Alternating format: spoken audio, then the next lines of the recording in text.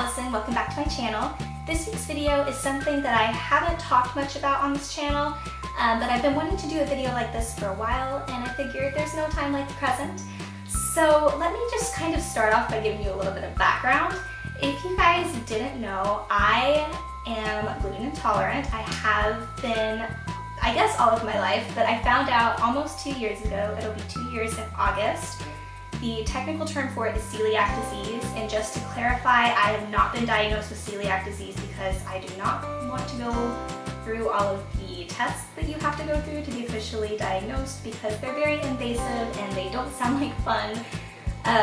So technically I'm classified just as intolerant. I found out because I have had kind of digestive issues and just issues with food my whole life, and I've been tested for a lot of different allergies and nothing really ever helped until it was suggested to me that I try going off of gluten for 3 weeks. I think was the initial trial period, and I just was supposed to try it for 3 weeks, just go cold turkey, no gluten, and just see what changes, if anything, happened, and see if I thought it helped or hurt, you know, just to kind of see, just like a trial and error thing.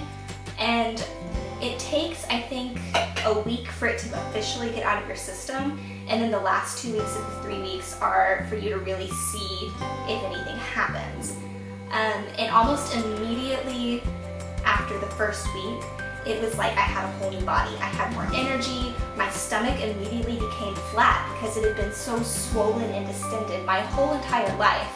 And like just immediately was flat because it wasn't angry at me anymore. And my digestive issues were just like 100 times better. So I've stuck with that since then. And I thought I would share with you guys some foods that I found that have made my life better and a little bit easier, in case any of you guys are interested in trying a gluten-free diet, or if you found yourself in a medical situation like I have where it's necessary for you. A friend reached out to me recently on Facebook because a member of her family was having to go off of gluten. And so that kind of gave me the idea, like I should just make a video so that everyone can know and have access to this. So to start off, I'm going to tell you a little bit about gluten because I feel like it's talked about a lot, but I feel like not a lot of people actually know what it is. So in case you're wondering, gluten is a protein that is found in wheat. What that means basically is it's in flour. Anything that has flour in it has gluten in it. So bread, cookies, any sort of baked good really, pasta, cereal, it's everywhere. Oatmeal has gluten in it too. Oats have gluten.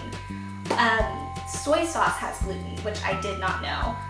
So really anything that is grain-based, anything that is a carb, the exception being rice and potatoes. So rice and potatoes are naturally gluten-free carb options if you do need that in your diet, which of course everyone needs carbs in their diet, at least a little bit. When you follow a gluten-free diet, it's best to stick to things that are naturally gluten-free. Like fruit, veggies, rice and potatoes, like I said.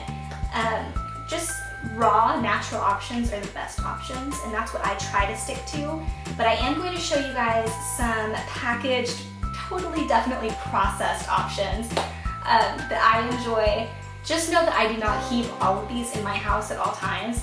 These boxes are empty. I've been collecting them for the past few weeks with the intention of making this video, so just know that I'm not a pig, basically, is the moral of the story. So with that being said, let's just hop right in. So one thing I've been eating my whole entire life that I was super excited when this brand became gluten-free is Cheerios. Cheerios became gluten-free, I think about a year ago. I wasn't allowed to eat them when I first found out that I was gluten intolerant because they were made with whole grains. But now they're gluten-free because I think the owner of Cheerios, his daughter-in-law is celiac. So he wanted her to be able to eat what makes the family fortune. So he made the entire brand of Cheerios gluten-free. So anything Cheerios you could eat. My favorite are the Honey Nut Cheerios because I'm so basic. But yeah, so anything Cheerios you could eat. They're all gluten-free. It's amazing. I love it. Another cereal, Lucky Charms, just became gluten-free. I'm not sure. I know that there's like Corn Flakes cereal, which theoretically should be corn, so you should be okay, but definitely always check the label. So the next thing I'm going to show you is from a brand called Glutino. It is their gluten-free pantry baking mix. You can use this to make pancakes, waffles, cupcakes, like anything you would use regular baking mix for, you can use this for. It's amazing.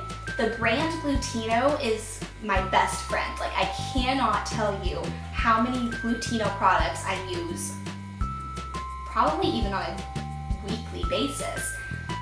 Their gluten-free bread is the best bread. With gluten-free bread, I'm really wary and picky about the texture, but Glutino's gluten-free bread is the best. It's the closest to normal bread I've been able to find.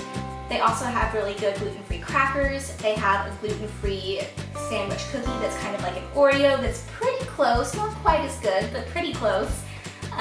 So anytime I can get something made by Glutino, I know it's going to be amazing. So always be on the lookout for this brand. The next thing I'm going to show you is something I found recently at my grocery store, and that is the Rosini gluten-free pasta. This is the best grocery store pasta that I found so far. The texture of gluten-free pasta is sometimes like, it's not really as sturdy as regular pasta, so it falls apart more easily. It's a little softer. This guy is so close to the original thing. It's been like almost 2 years since I've had real pasta, so I can't, like, I don't really even remember. But this is the best gluten-free pasta I've been able to find so far. So if you're in the mood for some spaghetti or mac and cheese, this guy. The next thing I'm going to show you is Kind bars. The whole Kind brand, I think, is gluten-free. Their granola bars are made with gluten-free granola, and their gluten-free granola is so good. I prefer the peanut butter chocolate because anything with peanut butter in it, I'm there. But these guys are lifesavers for me. I keep them in my bag at all times. I take them to set with me in case I get hungry. Like, they're always in my car. Just, Kind bars save my life, literally. And they're so good, and they're gluten-free, and I'm really happy to have them. The next thing I'm going to show you is Annie's rice pasta mac and cheese. If you're ever craving mac and cheese, you can't eat Kraft if you're gluten intolerant, but you can eat Annie's, which is also organic, I think, right? Organic, made with real cheese, and now they have a gluten-free option. It's really good. It's made with rice pasta, so it's totally safe. And yeah, it's healthy for you. I guess as healthy as boxed mac and cheese can be. But yeah, it's really good, and this is my favorite gluten-free mac and cheese. And then the last box I have to show you is, this is the Applegate Naturals gluten-free chicken nuggets. You can find gluten-free chicken nuggets at most grocery stores. My favorites come from Target. I don't have them right now because, like I said, I don't keep this stuff in stock because most of it is not something you need to be eating on a daily basis. But you can find gluten-free chicken nuggets at most grocery stores, and I probably about once a month will buy some just because I'm a child and I love chicken nuggets. Alright guys, that brings me to the end of my gluten-free favorites, my gluten-free guide. I haven't really decided what I'm going to call this video yet, but those are the boxes I saved to show you. So I just want to kind of reiterate that natural is best. For instance, for me, I usually start off with like Cheerios or something in the morning, or like eggs, and then for lunch I usually have like rice and veggies, and then for dinner I usually have just like plain chicken and like plain vegetables with maybe a little bit of salt on them. So that's ideal versus all of the processed things. But the same applies to any diet. Natural is best. So yeah, I just wanted to share that part of my life with you guys. I hope you enjoyed it. I hope you found it useful. Give this video a big thumbs up if you liked it. Don't forget to share it with your friends. You guys, this video could help someone, you never know. I wish that there had been more videos like this when I was modifying my diet. So I really hope that this finds someone in a place where it can help them. Leave me a comment down below if there's anything missing that you think I need to try, because I love trying food and I love gluten-free food because that's all I can eat now. So definitely leave me a comment down below if there's anything you think I should try. Alright guys, I'll see you next week. Bye!